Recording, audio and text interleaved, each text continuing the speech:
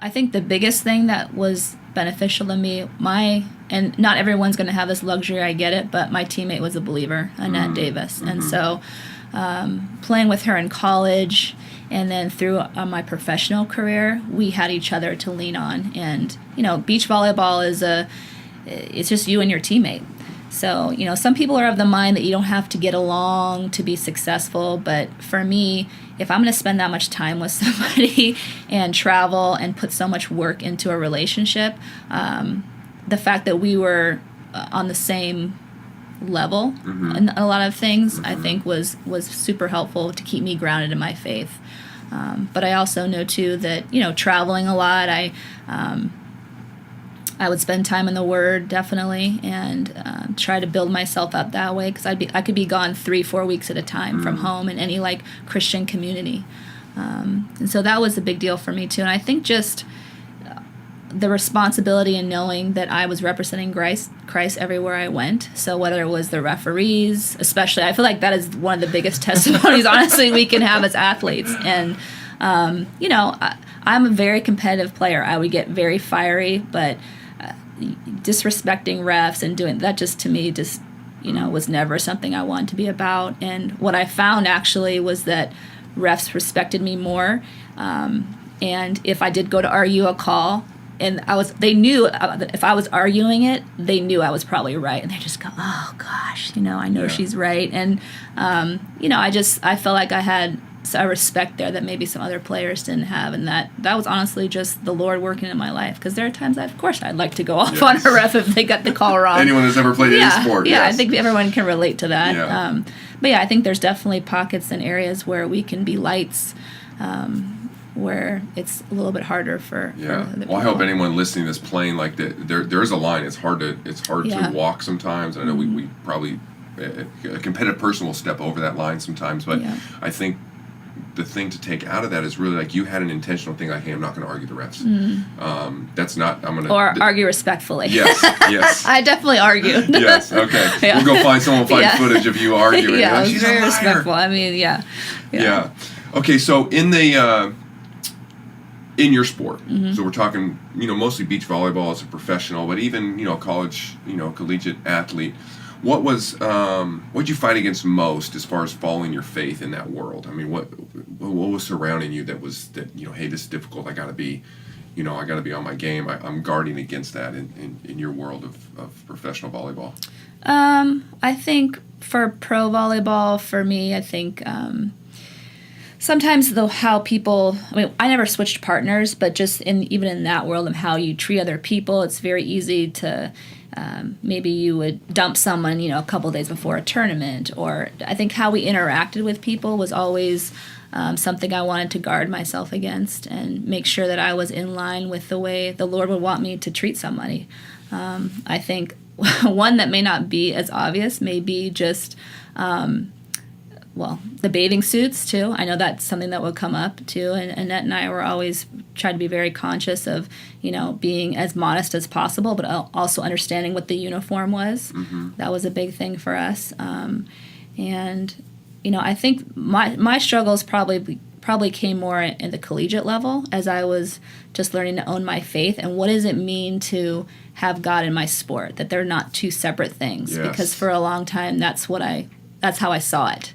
And I was like, how can you be super competitive and fiery, which I was, and then also honor the Lord in what you're doing? And I learned very quickly that me and my fire and my desire to win and be the best I can be, it does honor the Lord, when I do it in the right way. And so for me, finding that balance was the biggest challenge at first in college, and then try to maintain that through my professional career.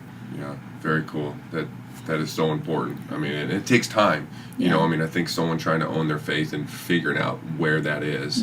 And again, Eternity Sports is set up to help people do that. We really want to give them ideas and practical ways that they can try to own their faith. Because the culture is trying to say, hey, you leave your faith over there, and now you can come play your sport, pick that up when you're done. Yeah. But we don't want to see it, especially on the professional level. So it's really cool to hear how you especially I know Annette, you guys just owning that through that. What a light you must have been in that world. That's really cool. And I see the challenge as being even more pronounced now in the professional ranks, or even in college, like locker room, what they're listening to, and the pressure there to listen to certain kinds of music to get pumped up. And so, there are things here and there where I feel like we can take stands as believers, which I know is not always comfortable or easy, but it's important, and people are going, I wonder why she takes that stand, and people ask questions and want to know more.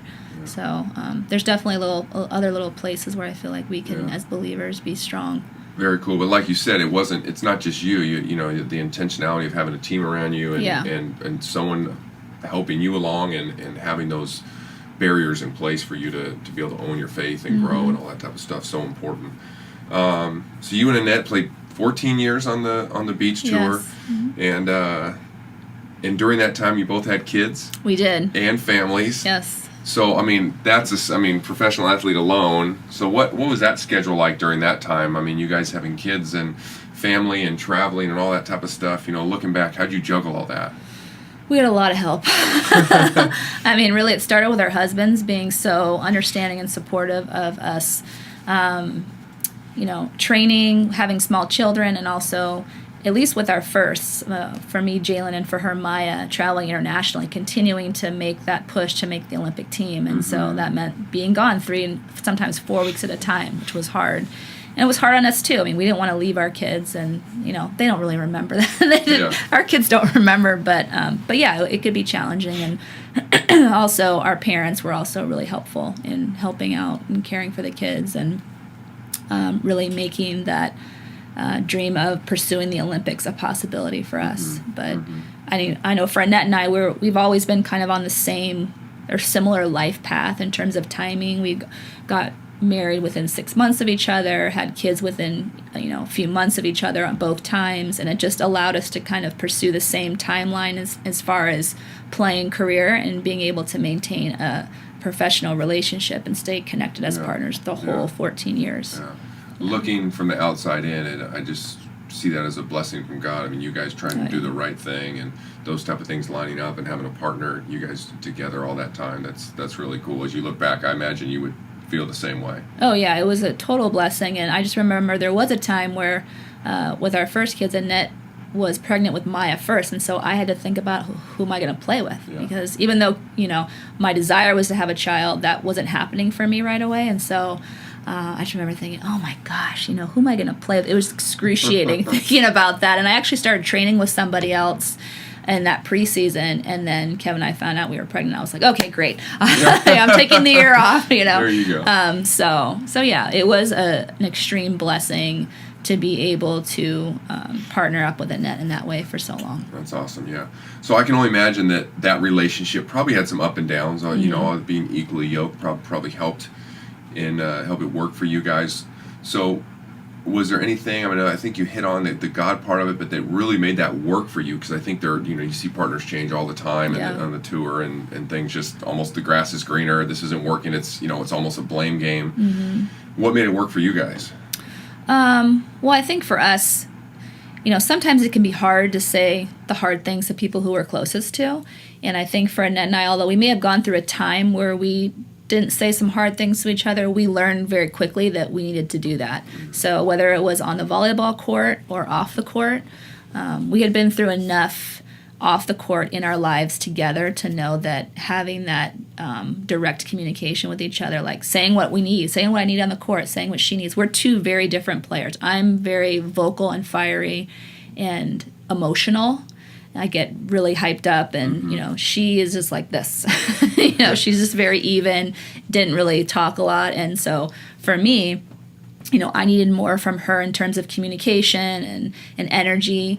And I know she would feed off of my energy and sometimes maybe be a little too much. I have to tone it down a little bit. So I think in that way, just being able to understand what the other person needs in order to be the most effective on the court and off the court. I think that for us, being able to take our relationship with the Lord into our sport too. We prayed before we played in tournaments together. We were able to connect with other athletes who were also believers and encourage them in their faith, lead Bible studies on the road with the different tours that we were on too, which was really cool. And sometimes people from other countries, which was really cool too. So in that way, we've been able to stay connected and really weave our relationship with the Lord into everything.